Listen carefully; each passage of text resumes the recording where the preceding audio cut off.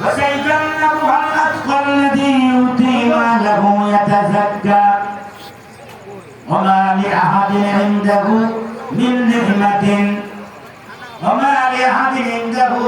نعمة تجزى إلا ابتغاء وجه ربه الأعلى ولسوف يرضى كما ذكر الله নবী বিশ্ব নবী রাহমাতুল লিল আলামিন যুদ্ধের ময়দানে যাবেন।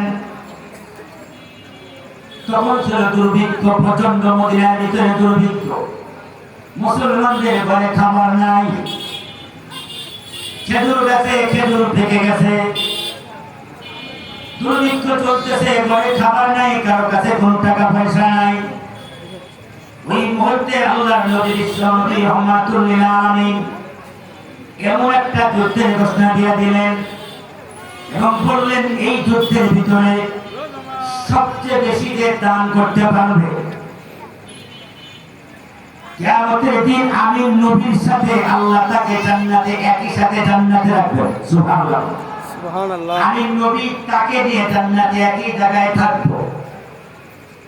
হযরত আবু বকর সিদ্দিক রাদিয়াল্লাহু তাআলা মনে মনে ভাবলেন যে আমি তো গরিব মানুষ, আমার বেশি টাকা পয়সা নাই। খুব খেয়াল করে ঘটনা শুনবেন, আমার বেশি টাকা পয়সা নাই, আমি কিভাবে আপনার আজকে প্রথম স্থান অর্জন করব? আমি তো সব সময় দানের দিক এক নম্বর, কোন সাহাবী আমার সাথে পারে না। হযরত ওমর ফারুক রাদিয়াল্লাহু তাআলা তিনি মনে মনে চিন্তা করেন, আমি আমার যত সম্পদ আছে সমস্ত সম্পদের অর্ধেক সম্পদ আমি আজকে নবীজির কাছে নিয়ে হাজির করে দেব, ইসলামের জন্য, যুদ্ধের জন্য দান করে দেব। হযরত উসমান গনি রাদিয়াল্লাহু তাআলা মনে মনে ভাবেন, আমার যত সম্পদ আছে সমস্ত সম্পদে 3 ভাগের 1 ভাগ নিয়ে 1/3 নিয়ে নবীজির কাছে নিয়ে হাজির করে দেব। কারণ আমার তো অনেক সম্পদ, এই যে অনেক ব্যবসার সম্পদ 3 ভাগের 1 ভাগ যদি নিয়ে হাজির করে দেই, আবু বকর তো সব সময় প্রথম স্থান অর্জন করে। আবু বকরের এত টাকা নাই, আজকে আমি প্রথম স্থান অর্জন করে দানের দিক দিয়ে নবীর সাথে জান্নাতে প্রবেশ করব। সুবহানাল্লাহ। মসজিদে নববীর ভিতরে আল্লাহর নবী বিশ্ব নবী রাহমাতুল লিল আলামিন বসে আছে। একজন সাহাবী চার দাম নিয়ে আসতেছেন, নবীজি রুমাল বিছায়া দিয়েছেন। সাহাবীরা যার সমস্ত এটা এনে নবীজির রুমালের ভিতরে নামায়। কিছুক্ষণ পর হযরত ওমর রাদিয়াল্লাহু তাআলা আছে, অর্ধেক সম্পদ এনে নামায় দিয়েছেন। হযরত উসমান গনি 1/3 সম্পদ এনে নামায় দিয়েছে। সব সাহাবী আছেন, কিন্তু একজন সাহাবী আসে না। পুরা সাহাবী, ওই সাহাবী এখন পর্যন্ত আসে না। ততক্ষণে জিবরাইল আলাইহিস সালাম এসে হাজির হয়ে গেছে। ইয়া রাসূলুল্লাহ, ইয়া হাবিবাল্লাহ, আল্লাহর নবী গো, কিছুক্ষণের ভিতরে একজন সাহাবী মসজিদ নববীর দরজার ভিতরে পা রাখবে। যে সাহাবী দরজায় পা রাখবে, মহান আল্লাহ ওই সাহাবীকে সালাম জানাইছে। আপনাকেও সালাম দিয়েছে, ওই সাহাবীরও সালাম দিয়েছে। আর জান্নাতের অগ্রিম টিকিট আল্লাহ পাঠিয়ে দিয়েছে, জান্নাতের সুসংবাদ দিয়ে দেন। সব সাহাবীরা পাগল হয়ে গেছে। নবীও চিন্তা করে কোন সাহাবী এখন ঢুকবে। কিছুক্ষণের ভিতরেই দেখা যায় একজন সাহাবী হযরত আবু বকর সিদ্দিক রাদিয়াল্লাহু তাআলা। তখন তো এখনকার যুগের মতো জামা কাপড় ছিল না। তখনকার যুগের মানুষ চামড়া দিয়ে জামা বানাইতো, খেজুরের ছাল দিয়ে জামা বানাইতো। ওই বুড়া সাহাবী খেজুর গাছের কাটা দিয়া বোতাম বানাইছে, আর খেজুর গাছের ছাল দিয়া জামা বানায়, খেজুরের কাটা দিয়ে বোতাম বানায়। আস্তে আস্তে মাটির দিকে তাকায়া তাকায়া একটা গাঁটটি কান্দের মধ্যে নিয়ে মসজিদে নববীর ভিতরে পা রেখেছেন।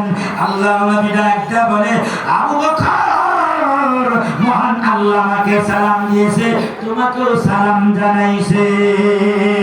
সুবহানাল্লাহ। আবু বকর, কি আজকের যুদ্ধের জন্য আপনার সব খুলে দিয়েছেন, গাঁটটি খুলে দিলেন। খাদ্যের ভিতরে সুই আছে, সুই যেটা দিয়ে আপনার কাঁথা সেরানো সুই। এই যুগের মতো সুই না, তখন যে ধরনের সুই ছিল, সুই নিয়ে আসছেন। এরপরে আপনার সেরা কাপড় চোপড় নিয়ে আসছে, নেকড়া সেরা কাপড় চোপড় নিয়ে আসছেন। সুই দিয়া কি হবে? সেরা কাপড় চোপড় দিয়া কি হবে? আবু বকর সিদ্দিক রাদিয়াল্লাহু তাআলা চোখ দিয়া কাঁদবে, টপ টপ করে পানি পড়ছে। বেশি কান্না আসলে কিন্তু কথা বলতে পারে না, টুকরে টুকরে কান্দে, গাল বেয়ে টপ টপ টপ টপ করে পানি পড়ে। বলো না আবু বকর, কেন এরকম জিনিস তুমি নিয়ে আসলা? যুদ্ধের ময়দানে কি কাজে লাগবে?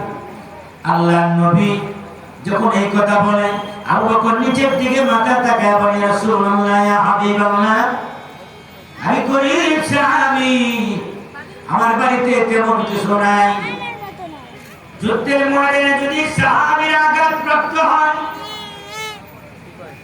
যদি কারো কেটে দেয় যুদ্ধের ময়দানে, এই ছেলেরা কাপড়গুলো পোড়ায়া পোড়ায়া এই ছাইগুলো আঘাতপ্রাপ্ত জায়গায়, কাটা জায়গায় লাগায় দিলে রক্ত বন্ধ হয়ে যাবে। আমি গরিব মানুষ, এই জন্য সেরা কাপড় চোপড় গুলো নিয়ে আসছি। এরপরে সুই নিয়ে আসছি, যেন আপনার কোন সাহাবী যদি আপনার আঘাতপ্রাপ্ত হয়ে যায়, এই সুই দিয়ে যেন সেলাই করা যায়, এই জন্য সুই নিয়ে আসছি। বাড়িতে কি রেখে আসছো তোমার জন্য? পরিবার পরিজনের জন্য কি রেখে আসছো? আবু বকর সিদ্দিকের কান্না আরো বেড়ে গেছে, কথা বলতে পারে না, ডুবে ডুবে কাঁদে।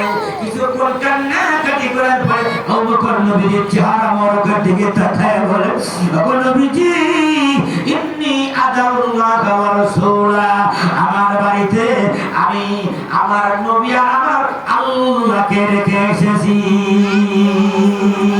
সুবহানাল্লাহ।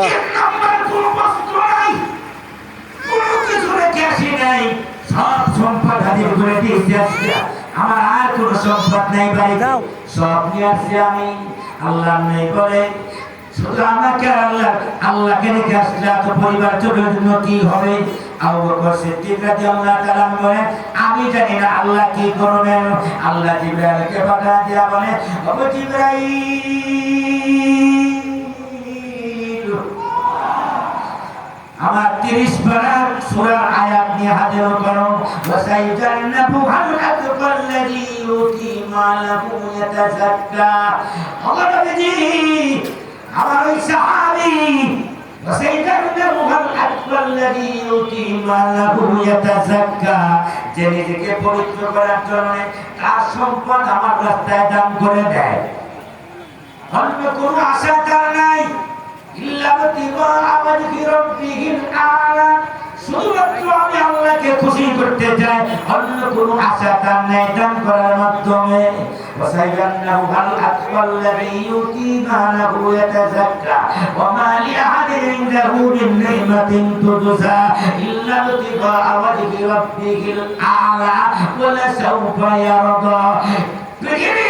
যেই সাহাবী আবু বকরের মতো কেউ হতে পারে না, সংসারের সব সম্পত্তি এনে আপনার কদম মুবারকের সামনে হাজির করে দিয়েছে। আমি আল্লাহ জাহান্নাম থেকে তাই মুক্তি করে দিলাম, শুধু জাহান্নাম থেকে মুক্তি করে দিলাম না, ওয়ালা সাউফা ইয়ারদা।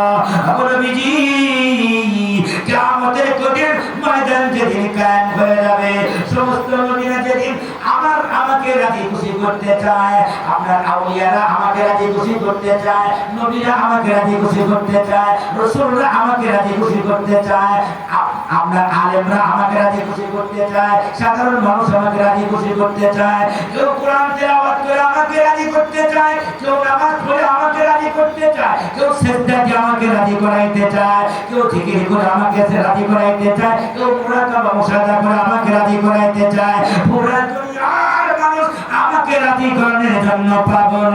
আর আমি আল্লাহ কিয়ামতের ময়দান যেদিন কায়েম হবে, সমস্ত নবীরা যেদিন ইয়া নাফসি করতে থাকবে, সবাই শুধু আমাকে রাজি করানোর জন্য পাগল। আর ওই কিয়ামতের ময়দানে আমি আল্লাহ আপনাকে রাজি করানোর জন্য পাগল।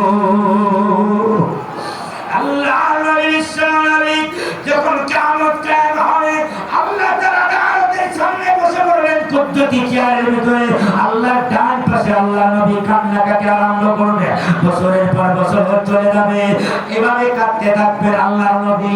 আল্লাহ জব্বার কাহার নাম ধারণ করবেন, আল্লাহ গুনাহগারদের দিকে তাকাবে না, আল্লাহ রহমতের নজর দিয়ে তাকাবে।